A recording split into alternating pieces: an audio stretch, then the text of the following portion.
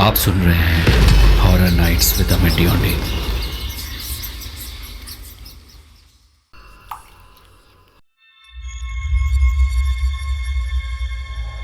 आज की कहानी है शापित हॉस्पिटल।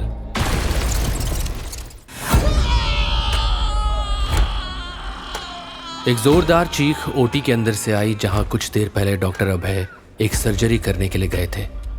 बाहर खड़े हुए लोगों की भीड़ में एक खौफ फैल गया। सबके चेहरे पसीने से नहा गए थे। वो एक दूसरे से कांपती हुई आवाज में कहने लगे, आखिर जिस बात का डर था वही हुआ। जो बाकियों के साथ हुआ वही डॉक्टर अभय के साथ भी हुआ है। थोड़ी ही देर में ओटी का दरवाजा अपने आप खुल गया। अंदर बहुत अंधेरा था और कुछ भी दिखाई नहीं दे रहा था। तभी एक झटके से डॉक्टर अभय की लाश ओटी के बाहर आकर गिरती है और सब लोग चीखें मारकर इधर उधर भागने लगे। डॉक्टर अभय की लाश बहुत ही बुरी हालत में थी। उसके पूरे चेहरे पर नाखून के निशान बने हुए थे और उसकी आंखें भी बाकी लाशों की तरह सफेद पड़ चुकी थी। उसकी पूरी बॉडी पर जगह जगह कट लगे हुए थे। पूरी बॉडी को नाखूनों से फाड़ दिया गया था। जब डॉक्टर अभय अंदर गया था उसकी उम्र करीब 30 साल की थी, पर अब तो वो एक 50 साल के बूढ़े की तरह दिख रहा था, बेहद ही खौफनाक। उसे देखकर गांव वालों के रोंगटे खड़े हो गए। हर तरफ चीखें पुकार मच गई। ये मनाली का एक छोटा सा गांव था जो पुलगा गांव के नाम से जाना जाता था, जहां सिर्फ एक ही सरकारी हॉस्पिटल था और पुलगा गांव के उस हॉस्पिटल में किसी का भी ऑपरेशन करना या इलाज करना सख्त मना था। डॉक्टर अभय से पहले भी करीब 7 डॉक्टरों ने ऑपरेशन करने की कोशिश की थी, मगर जो भी अंदर जाता उसकी ऐसे ही भयानक अंदाज में मौत हो जाती और उसकी लाश बहुत ही भयानक स्थिति में हो जाती। और यह सिलसिला लगातार 5 साल से जारी था और इसी वजह से लोग उस हॉस्पिटल को शापित हॉस्पिटल कहकर बुलाते थे। डॉक्टर विधि, जो अभी सिर्फ 28 साल की थी, डॉक्टर अभय की मौत के कुछ महीनों बाद उसका इस गांव में ट्रांसफर होता है। जिस दिन उसने हॉस्पिटल ज्वाइन किया तभी वहां एक लड़की दर्द से तड़पती हुई एडमिट हो गई। वो लड़की प्रेग्नेंट थी। उस लड़की के परिवार वालों के साथ साथ वहां गांव के कुछ लोग और भी मौजूद थे और उनके साथ एक तांत्रिक जैसा दिखने वाला साधु भी मौजूद था। उस पेशेंट का नाम नंदनी था। दर्द से बुरी तरह तड़प रही नंदनी को देखकर डॉक्टर विधि ने उसके परिवार वालों से कहा, इनकी कंडीशन तो बहुत खराब है। अगर फौरन ऑपरेशन नहीं किया तो माँ और बच्चे दोनों की जान जा सकती है। इन्हें तुरंत ओटी में लेके जाना होगा।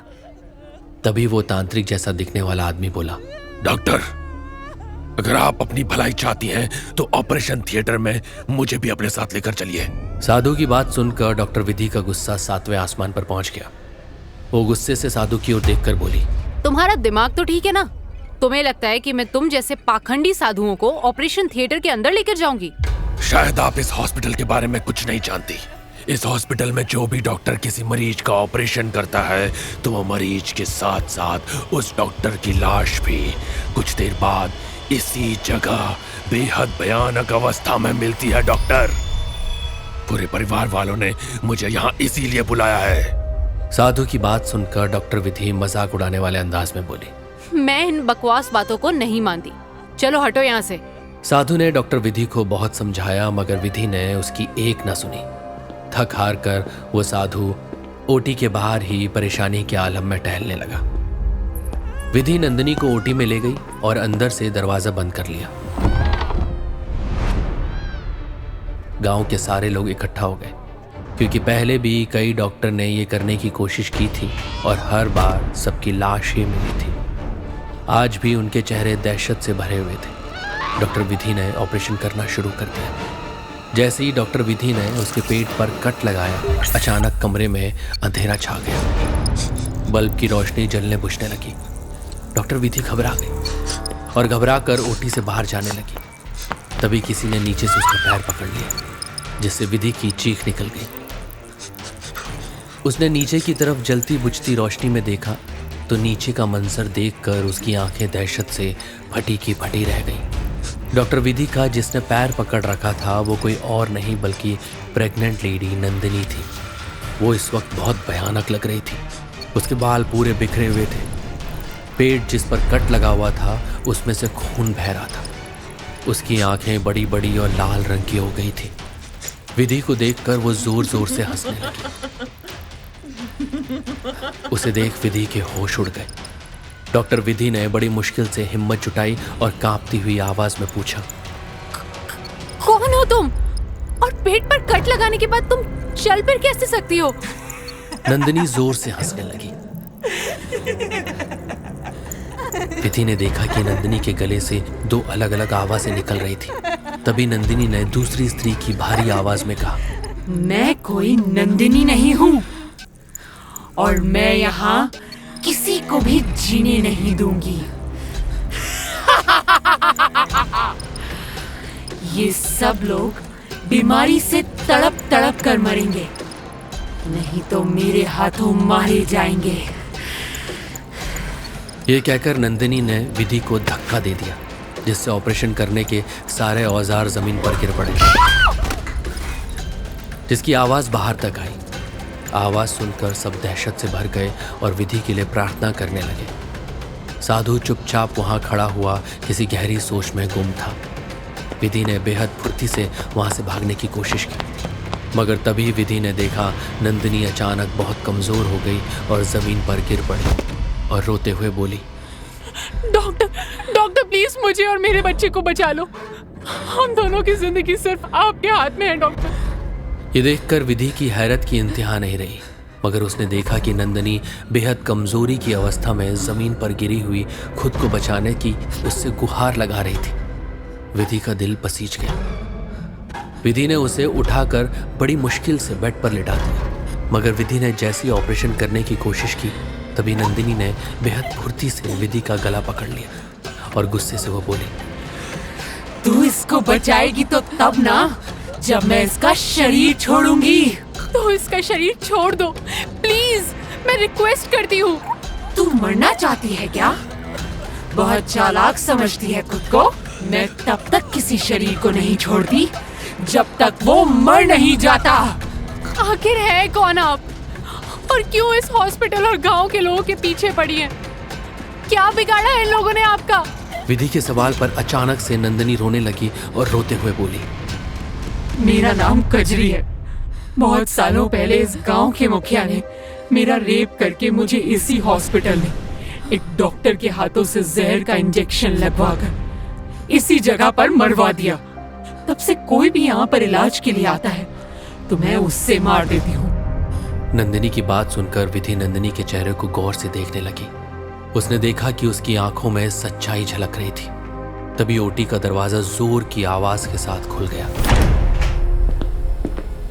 और वो साधु तेज कदमों से विधि के सामने आकर खड़ा होकर चीखते हुए बोला, मैं समझ गया डॉक्टर, ये आत्मा एक शैतान है, ये झूठ बोल रही है, इसकी बातों में मत आना। साधु ने इतना बोला ही था कि तभी नंदिनी ने बेहद फुर्ती से विधि के गले को कसकर पकड़ लिया और देखते ही देखते उसका चेहरा बेहद काला हो गया था। उसकी आंखों की पुतलियां बिल्कुल सफेद। नंदिनी ने बेहद गुस्से से विधि की ओर देखकर एक पुरुष की आवाज में कहा, मरना तो तुझे किसी भी हाल में पड़ेगा। साधु चीखते हुए बोला, छोड़ दे इसको। इतना कहकर साधु ने अपनी झोली से अभिमंत्रित सिंदूर और अभिमंत्रित जल नंदिनी के ऊपर फेंक दिया, मगर ये देखकर साधु की हैरत की इंतहा नहीं रही। नंदिनी के अंदर मौजूद प्रेत आत्मा को कोई फर्क नहीं पड़ा। नंदिनी बेहद गुस्से में साधु की ओर देखकर बोली, तेरे तंत्र मंत्र से मुझे कुछ नहीं होने वाला। अचानक नंदिनी के हाथों से भेड़ियों जैसे नुकीले नाखून निकलने लगे और देखते ही देखते उसके जबड़े बेहद बड़े हो गए और उसमें से दो पहने दांत बाहर निकल कर आ गए और विधि के गले पर उसकी पकड़ और सख्त हो गई। साधु जो किसी गहरी सोच में खड़ा हुआ था, अचानक उसके चेहरे पर चमक आ गई और उसने बगैर देरी किए हुए जमीन पर पड़ा हुआ एक तेज धारदार चाकू उठा लिया, जिसका इस्तेमाल पेट चाक करने के लिए किया जाता था। साधु ने चाकू उठाकर एक ही झटके में नंदिनी के गले पर वार कर दिया।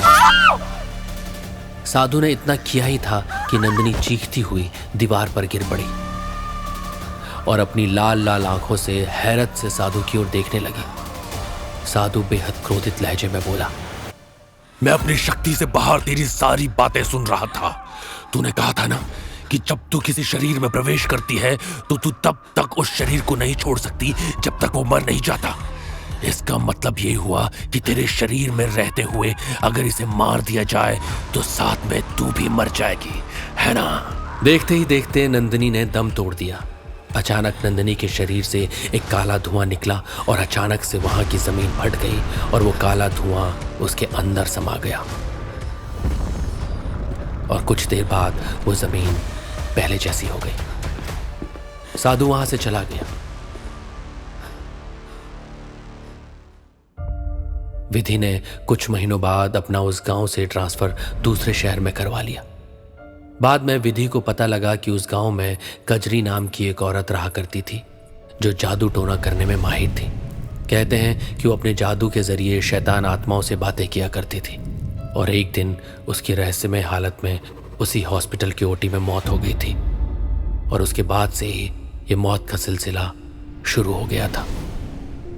विधि चाह कर भी आज भी उस भयानक घटना को नहीं भूल पाती।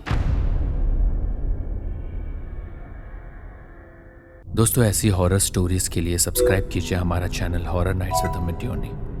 बेल आइकन दबाना मत भूलिएगा और अगर आपको पॉडकास्ट पसंद है, ऑडियो स्टोरीज पसंद है तो डाउनलोड कीजिए हमारा ऐप ऑडियो पिटारा। ऑडियो पिटारा सुनना जरूरी है।